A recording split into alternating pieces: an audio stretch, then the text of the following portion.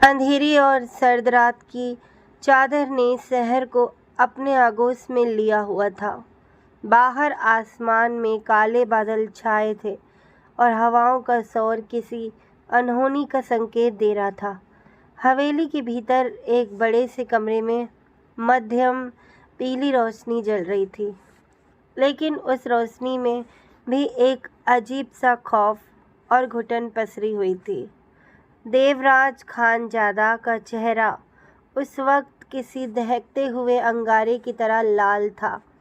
उसकी आंखों में नफरत और इंतकाम की आग इस कदर सुलग रही थी कि उसके पास जाने की हिम्मत किसी में भी नहीं थी।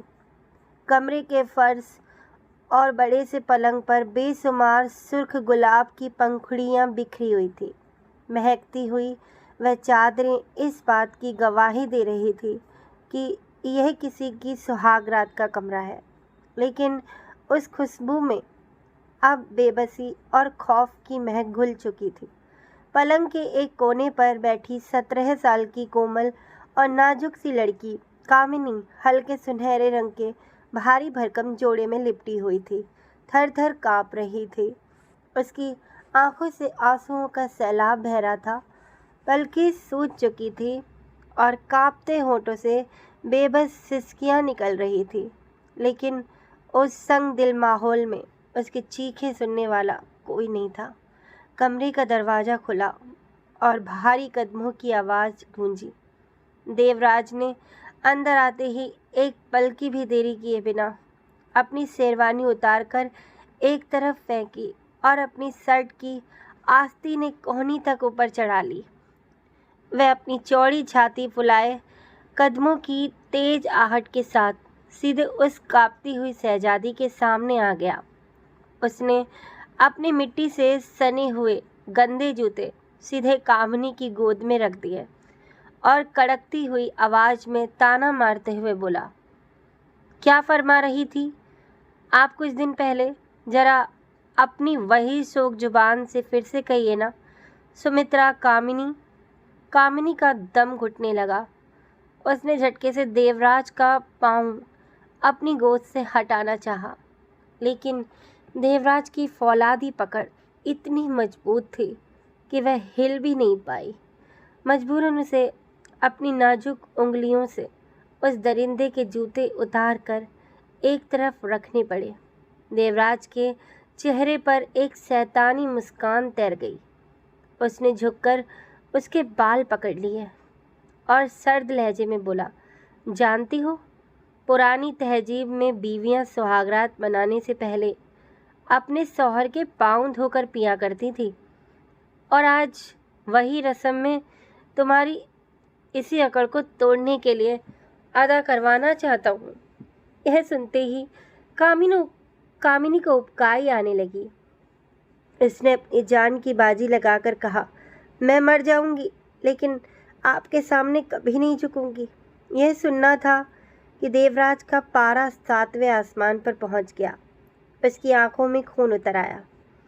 उसने एक झटके में कामिनी के जिस्म पर मौजूद उस नाजुक दुपट्टे और जड़ी बूटियों से सजे जोड़े को खींचकर उसके वजूद से अलग करना शुरू कर दिया। कपड़े चीखने की आवाज़ के साथ कई जगहों से फट गए। कामिनी चीख पड़ी, देवराज प्लीज़ ऐसा मत करो, मुझे बहुत डर लग रहा है, छोड़ दो मुझे। लेकिन उस पत्थर दिल इंसान पर उसकी गिड़गिड़ाहट का कोई असर नहीं हुआ। उसने कामिनी की कलाई को इतनी बेरहमी से दबोचा कि उसकी गोरी कलाइयों पर नीले निशान उभर आए। उसने कामिनी को धक्का देकर पलंग पर गिरा दिया और उसके ऊपर झुकते हुए जहर बुझे लहजे में कहा, बहुत शौक था ना सुहागरात का, बहुत हसीन ख्वाब सजाए थे ना तुमने अपनी सहेलियों के सामने। आज मैं तुम्हें वह हकीकत दिखाता हूँ जिसका तुम्हें ज़िंदगी भर पछतावा रहेगा। देवराज की गर्म और तेज सांसें कामिनी के चेहरे पर पड़ रही थी। उसने झुककर कामिनी की नाजुक गर्दन को अपनी मजबूत उंगलियों से इतनी बेरहमी से जकड़ लिया कि कामिनी की आंखें फटी की फटी रह गई। उसकी सांसें रुकने लगी और उसका पूरा जिस्म सुन पड़ने लगा। उस रात देवराज ने अपने झूठे अहंकार, शक और नफरत की आग में कामिनी की मासूमियत को बुरी तरह रौंद डाला। उस पवित्र पल को उसने अपनी दरिंदगी की भेंट चढ़ा दिया। पलंग की वह सफ़ेद चादर अब आंसुओं और दर्द के लाल निशानों से सन चुकी थी। कामिनी का एक एक अंग सुन और दर्द से चूर चूर था। उसकी सिसकियां दम तोड़ चुकी थी। लेकिन देवराज का वह सीपन सुबह होने तक थमता नहीं दिखा। सुबह की पहली धूप जब उस तबाही के कमरे में दाखिल हुई तो वहाँ से बर्बादी के निशान बाकी थे। कामिनी का शरीर सर्द और सदमे से टूट चुका था। उसकी पलकें अभी भारी थी और जिस्म पर पड़े नीले निशान उस खौफनाक रात की दास्तान बयान कर रहे थे।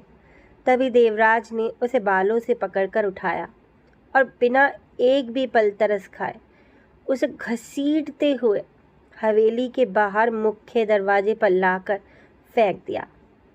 दफ़ा हो जाओ मेरी नज़रों के सामने से।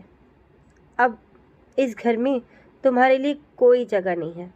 देवराज के ये शब्द किसी खंजर की तरह कामिनी के दिल में उतर गए।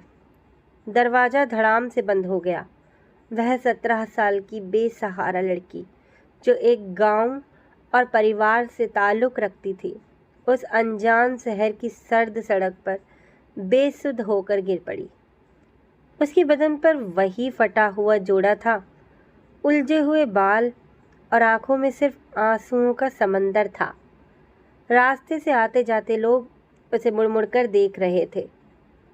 कुछ लोग ताने भी कस रहे थे, लेकिन किसी के भी दिल में उस बेबस लड़की के लिए 2 बूंद हमदर्दी नहीं थी।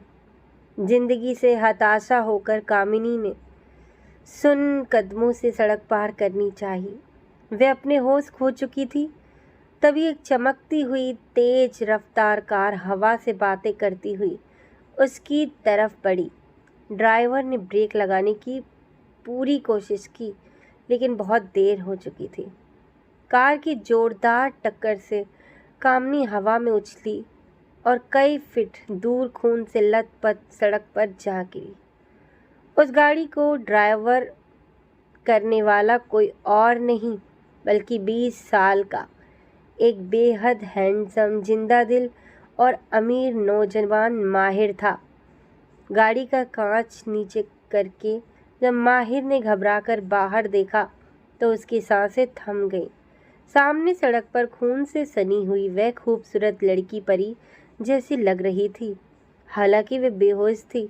माहिर का दिल एक पल के लिए धड़कना भूल गया। उसने अपनी ज़िंदगी में कभी इतनी हसीन और नाजुक लड़की नहीं देखी थी। ओह गॉड, मैंने इसे मार तो नहीं डाला? माहिर घबराते हुए कार से बाहर भागा। उसने चारों तरफ देखा, भीड़ जमा होने लगी थी। अगर वह उसे अस्पताल ले जाता तो पुलिस को पछड़ा और कानूनी केस शुरू हो जाता। उसने तुरंत फैसला किया, नहीं, मैं इसे अस्पताल नहीं, अपने घर ले जाऊंगा। माहिर ने उस बेजुबान और नाजुक वजूद को अपनी बाहों में उठाया और अपनी कार की पिछली सीट पर लेटाया और पूरी रफ्तार से अपने आलीशान बंगले की तरफ भगा ले गया। जैसे ही माहिर ने कामिनी को बाहों में उठाकर घर के अंदर कदम रखा, हॉल में बैठी उसकी माँ हसमत बेगम चाय का कप छोड़कर चीख उठी, अरे नालायक, ये खून से सनी हुई दुल्हन जैसी लड़की तू कहाँ से उठा लाया है? तू सुधरेगा नहीं ना? माहिर ने घबराते हुए अपनी माँ के हाथ पकड़ लिए और गिड़गिड़ाकर बोला, अम्मा, खुदा का खौफ करो। ये लड़की सड़क पर हादसे का शिकार हो गई थी। अगर मैं इसे नहीं लाता तो ये मर जाती। प्लीज़ डॉक्टर को बुलाओ ना। कुछ ही घंटों बाद परिवार के निजी डॉक्टर ने आकर जांच की और बताया कि लड़की खतरे से बाहर है, लेकिन इसे भयंकर शारीरिक और मानसिक आघात ट्रोमा लगा है। जब कुछ दिनों बाद कामिनी की पलकें हिली और उसे होश आया तो उसने अपनी आंखें खोलकर अजनबी दीवारों को देखा। उसे अपना बीता हुआ कल, देवराज की दरिंदगी और वह सड़क का हादसा एक भयानक सपने की तरह याद आने लगा। वह फूट फूट कर रोने लगी। हसमत बेगम, जो कि एक सातिर, तेज तर्रार दुनिया की पक्की औरत थी, उन्होंने कामिनी के सिर पर हाथ फेरा और उसके दिल का दर्द भांप लिया। माहिर की नज़रें तो लगातार कामिनी पर ही टिकी हुई थी, क्योंकि वह पहली नज़र में ही उसे दिल दे बैठा था। हसमत बेगम ने कामिनी के आंसू पोंछे और उसके कान में एक ऐसी आग सुलगानी शुरू की जिसने उस बेबस लड़की को अंदर से पूरी तरह बदल कर रख दिया। उन्होंने कहा, बेटी, रोने से कुछ हासिल नहीं होगा। जिस मर्द ने और जिस खानदान ने तुम्हारी इज्जत को रौंदा है, उनके सामने लाचार बनकर मत जियो। अब वक्त आ गया है कि तुम कमज़ोर नहीं बल्कि उनका काल बनो। माहिर का दिल हर पल कामिनी के करीब जाने के लिए मचलने लगा था। वह उसकी हर एक ज़रूरत का ख्याल रखता था, उसके चेहरे पर मुस्कान लाने की छोटी छोटी कोशिश करता और मन ही मन उसे बेपनाह मोहब्बत करने लगा था। कामिनी भी माहिर की इस मासूम और सच्ची परवाह को महसूस करती थी, लेकिन उसके दिल में देवराज के दिए हुए जख्मों का बदला लेने की जिद सुलग रही थी। उधर देवराज की हवेली में वक्त के साथ सन्नाटा छाने लगा था। देवराज बाहर से चाहे जितना भी सख्त और बेपरवाह बनने की कोशिश करे, लेकिन अंदर ही अंदर कामिनी की वह तड़प और इसकी आखिरी बातें उसके जहन में गूंजती रहती थी। कुछ महीने बीते और देवराज की हवेली में उसकी अपनी सगी बहन रानिया के रिश्ते की बात पक्की होने का एक बड़ा जश्न रखा गया। दूर दूर से मेहमान आने लगे थे। देवराज भी अपनी झूठी शान और रुतबे के साथ उस महफिल में मौजूद था, लेकिन तभी जश्न के बीचों बीच मुख्य दरवाजे पर कदम रखते ही देवराज के पैरों तले से जमीन खिसक गई और उसकी आंखें फटी की फटी रह गईं। सामने वही कामिनी खड़ी थी जिसे उसने अपमानित करके धक्के देकर निकाला था। आज वे कामिनी किसी आम डरी हुई लड़की की तरह नहीं, बल्कि एक हसीन रानी के अंदाज में, चेहरे पे गजब का आत्मविश्वास और आंखों में अंगारे लिए उस हवेली में दाखिल हुई थी। उसके साथ माहिर भी था, जो उसकी ढाल बनकर साथ आया था। हवेली में हड़कंप मच गया। सब लोग हैरान थे कि मृत समझी जाने वाली कामिनी वापस कैसे आ गई। देवराज गुस्से से पागल होकर अपनी जगह से उठा और सीधा कामिनी की तरफ लपका। उसने कामिनी की कलाई को अपनी फौलादी पकड़ में जकड़ लिया और दांत पीसते हुए दहाड़ा, तुम यहाँ इस घर में क्या कर रही हो? तुम्हारी हिम्मत कैसे हुई वापस लौटने की? कामिनी ने जरा भी घबराए बिना अपनी आंखों में बेखौफ चमक लिए देवराज की आंखों में सीधे देखा। उसके होंठों पर एक तीखी और जहरीली मुस्कान तैर गई। उसने अपना हाथ झटके से देवराज की पकड़ से छुड़ाया और कड़कती हुई आवाज में पूरे खानदान के सामने कहा, देवराज खानजादा, तुमने मुझे अपनी हवेली से निकाला था। तुम्हें लगा था ना कि तुम मुझे हमेशा के लिए ख़त्म कर चुके हो? तुम्हारी ये भूल थी। मैं वापस आ चुकी हूँ और इस बार तुम्हारे झूठे गुरूर, तुम्हारी खानदानी अना और तुम्हारी इस हवेली की हर एक दीवार को मिट्टी में मिलाने के लिए आई हूँ। देवराज के कान सुन्न पड़ गए। इससे पहले कि वह कुछ समझ पाता, कामिनी ने अपने सातिर दिमाग और हसमत बेगम की सिखाई गई चाल के मुताबिक एक ऐसा जाल बिछाया जिससे उस हवेली की नींव हिलने ही वाली थी। उसने मेहमानों के सामने ही देवराज की उस लाडली बहन रानिया के काले कारनामे और उसकी आपत्तिजनक तस्वीरों का वह राज खोल दिया जिसे सबसे छिपाया गया था। रानी रानिया का वह रिश्ता पल भर में टूट गया। खानदान के बड़े बुजुर्गों के सिर से सम से झुक गए और देवराज का परिवार समाज के सामने पूरी तरह बेनकाब हो गया, रंग में भंग पड़ चुका था। जिस बहन की इज्जत बचाने के लिए देवराज ने कामिनी पर जुल्म उठाए थे, आज उसी बहन के धोखे और काले कारनामों ने पूरे खानदान की नाक कटवा दी थी। देवराज के माता पिता को गहरा सदमा लगा और वे सदमे से इतनी बुरी तरह टूट गए। हवेली का वह रोब, वह दबा, सब कुछ पल भर में बिखर गया। देवराज के गुस्से का कोई ठिकाना नहीं रहा। उसने अपनी बहन का गला दबोच लिया, लेकिन तभी कामिनी की ठंडी और गूंजती हुई हंसी ने उसका ध्यान खींच लिया। देवराज भागते हुए कामिनी के पास आया और उसके पैरों में गिरने को हुआ। उसका सारा अहंकार, उसका सारा गुरूर चूर चूर हो चुका था।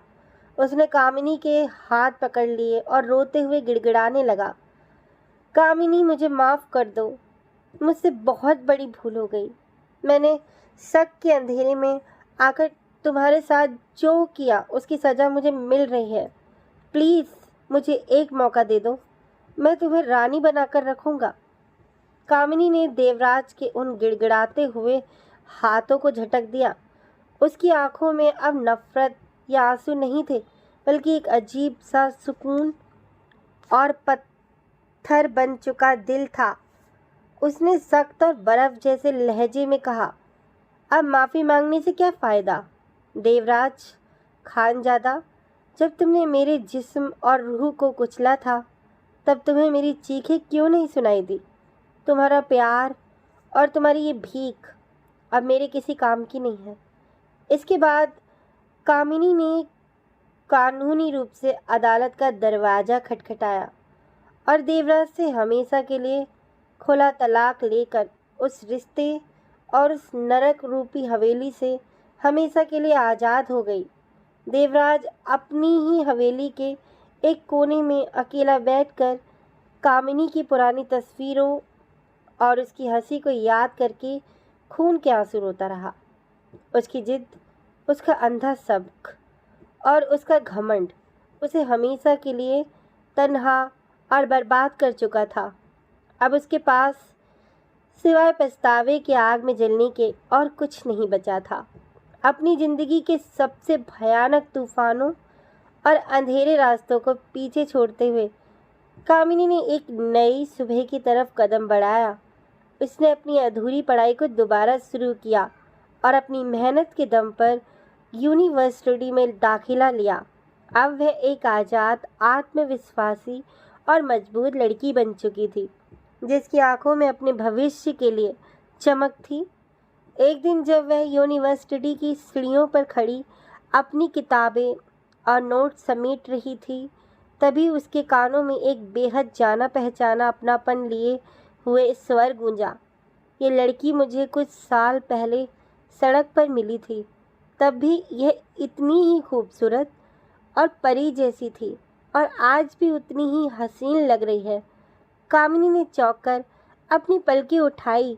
सामने वही हैंडसम मुस्कुराता हुआ चेहरा था, माहिर का। माहिर ने अपनी पैंट की जेब में हाथ डाले हुए अपनी आंखों में बेशुमार प्यार और इज्जत लिए कामिनी की तरफ देखा। माहिर ने धीरे से उसके करीब आकर कहा, कामिनी, उस दिन जब तुम मेरी कार से टकराई थी, तभी मेरा दिल हमेशा के लिए तुम्हारे नाम हो चुका था। मैंने तुम्हारी आंखों के पीछे छिपे उस दर्द को देखा है और आज अपनी माँ को तुम्हारा हाथ मांगने तुम्हारे पास लेकर आया हूँ। मैं तुमसे वादा करता हूँ कि तुम्हारे अतीत के हर एक जख्म को अपनी बेपनाह और सच्ची मोहब्बत से भर दूँगा। क्या तुम अपनी यह बची हुई ज़िंदगी मेरे साथ बिताना चाहोगी? कामिनी ने माहिर की उन साफ सुथरी और सच्ची आंखों में झांक कर देखा। उसे वे पाक मोहब्बत साफ नजर आई जो देवराज के पास कभी थी ही नहीं। उसके चेहरे पर एक बहुत ही प्यारी और सुकून भरी मुस्कान तैर गई। उसने बिना एक पल गवाए अपना नाजुक हाथ माहिर की हथेली में रख दिया। कुछ ही दिनों बाद एक भव्य और बेहद खूबसूरत समारोह में कामिनी और माहिर का निकाह हो गया। माहिर ने उसे अपनी पलकों पर बिठाकर रखा। उसे वो तमाम खुशियाँ, वो बेशुमार रोमांस और वो इज्जत दी जिसकी वे हकदार थी।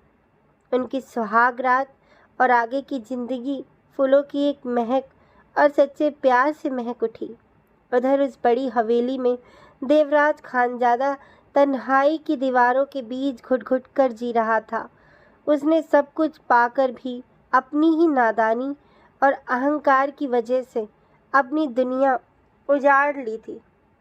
कामिनी और माहिर अपनी एक नई और खूबसूरत दुनिया में आबाद हो चुके थे, जहां आंसुओं की जगह सिर्फ मुस्कुराहटें और मोहब्बत का पहरा था।